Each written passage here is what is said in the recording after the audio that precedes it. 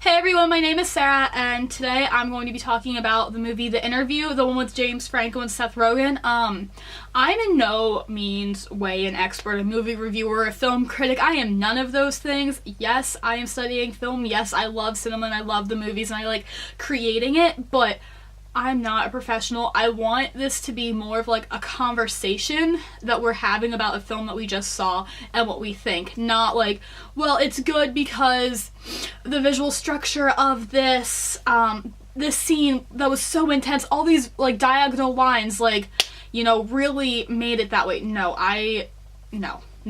This is not what that is. I can talk like that and like I get it, but not for this. Basically, I kind of want to reiterate the conversation my boyfriend and I had to you, sort of, about this, like, after we saw what we thought. That's what I want this to be, and, like, I want to make more videos for YouTube that are like this, just talking, having a conversation about it, not, like, it being super like I give it this out of this, because that doesn't really matter to me, but just, you know, talking about it does. So with that being said, it was Friday night and we were bored, we didn't have anything to do. We're like, oh, let's go see a movie. Only one theater out of the 3 that we checked was playing The Interview, so we went and saw it, and where I live, none of the theaters were playing it. So if you're able to see it in a theater, go and see it.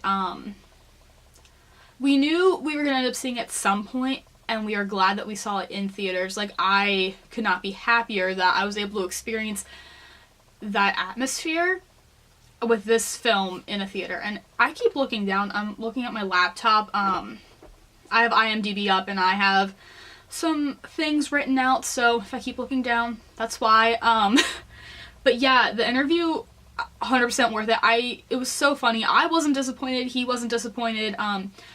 He had high expectations going into it, but I didn't, and I found it to be hilarious. We both did. I also don't think that it was a publicity stunt for them to pull the film from theaters and, like, you know, push the release date and all that stuff. You guys know about that. I don't think it was. And even if it was, it doesn't matter because it was still really funny. I thought it was funny because the jokes were spaced out and had really good comedic timing, and when they started a bit, they ran with it for a while. So, like, I really don't want to give, like, the jokes away because that's not the point, but,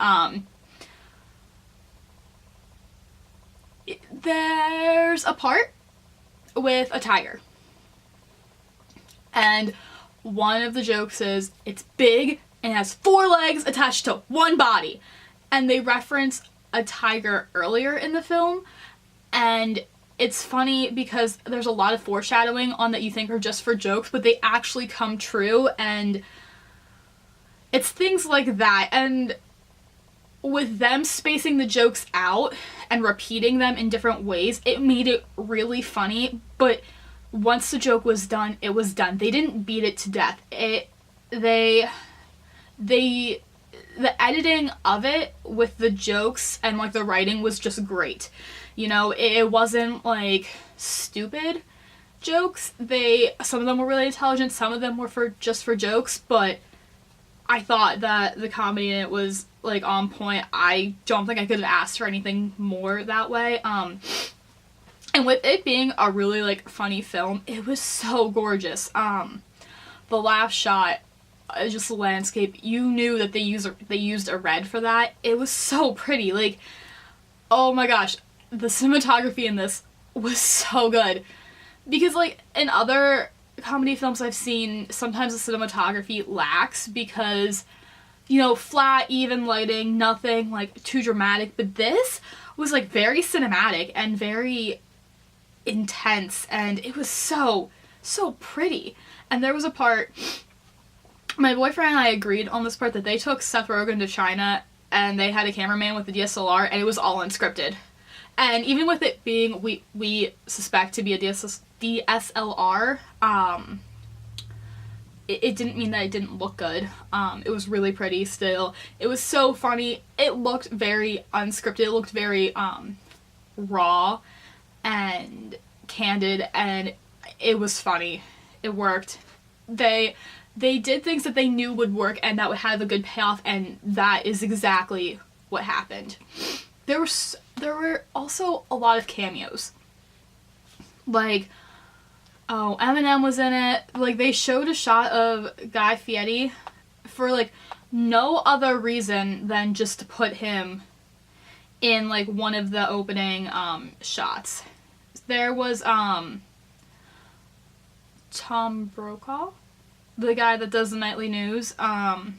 That was kind of funny. One thing that the interview really did well was they used a ton of foreshadowing, and you just think it's a big joke. Like, they foreshadow the ending in the very beginning of the film, and you're like, oh, ha ha ha, that'd be so funny. But it comes true, and you, like, I don't know if everyone will pick up on it, but if you do pick up on it, I think it's even funnier, and it has, like, a fantastic payoff. It's not like they're ruining the film for you by foreshadowing, because a ton of films foreshadow, like, so much, but it had a great payoff, and it was worth picking up on. So I think The Interview is probably the Dictator film by Charlie Chaplin of our time. Like, The Dictator by Charlie Chaplin was, like, made in the height of World War II, and it was a comedic film made about Hitler. And, you know, that was, like, the big, like, conflict and issue that happened and why World War II was a thing, right? So I think that The Interview is, like, the Dictator of our time. I think there's, I just think that, you know, and they were both comedies, and I think that's kind of cool how, like, you can use film to, like, poke fun at something, even, like, a serious issue, and, like, Charlie Chaplin did it, and he was, like, one of the, like, masters of his time. So yeah, that I think is a really cool, just, like, knowing how important that film was in World War II, and, like, that film was to Charlie Chaplin. I think it's cool that I was able to experience a film like that, but in our time, and seeing it, like, present day and not watching it, like, I saw The Dictator, or parts of The Dictator, or whatever, but it wasn't my time. But this is my time, and I think that's really cool that I was able to experience that. And then just some other random points I have. I think that the editing process was probably a ton of fun, but it was also probably, like, hell, because just trying to make it perfect, and I would love to see the unused footage and the extras that they had, because, like, they had a few different trailers, and there was things that were in the trailer that were not in the film at all. There were parts that were the same, but no, their trailers were not, like, some trailers that you see for films it's the movie. All you have to do is watch the trailer to know the movie. That's not the case with this film. You could tell that they put a lot of time and effort. There was a huge production value.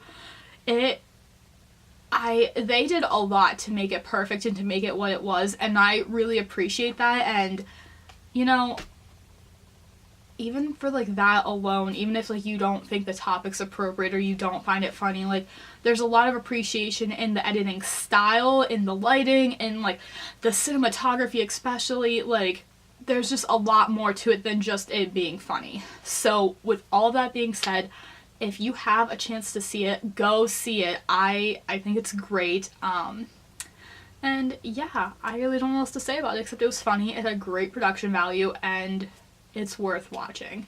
So I hope you enjoyed this little, like, talk about The Interview. I will see you again soon.